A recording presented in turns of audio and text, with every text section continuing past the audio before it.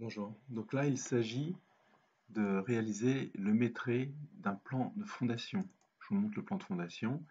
Donc, ce plan de fondation qu'on a fait avec les élèves, on a un radier, des semelles filantes, des massifs ou semelles isolées et une rampe ici. Donc, la première étape, c'est de se réaliser un plan de repérage et de savoir comment on va trier notre nomenclature. Donc, première étape, réaliser. Alors, attendez, hop, je vais le mettre ici. Réaliser un plan de repérage. Alors à l'époque, le plan de repérage, je faisais comme ça. Je faisais VV, filtre, et j'avais créé un filtre pour distinguer les fondations de type massif, radier ou SF. Je vous montre comment ça fonctionne.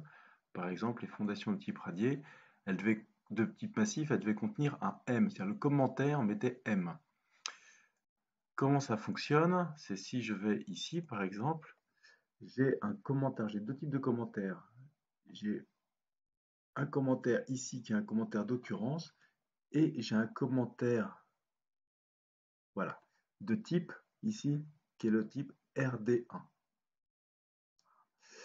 Si c'était à refaire, je ferais plutôt, par exemple si je prends une semelle, vous voyez il y a SF6, je mettrais plutôt ici un numéro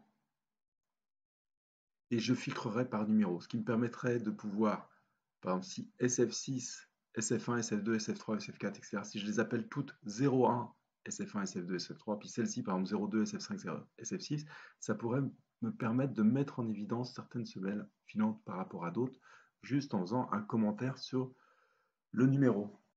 Parce que l'inconvénient avec les élèves, c'est que quand on trie sur un nom, par exemple ici dans le commentaire de type, j'ai SF6, bah des fois c'est pas renseigné, ou des fois il peut y avoir une faute d'orthographe. C'est sensible à la casse, donc si écrit SF en minuscule, ça marche pas, etc., etc.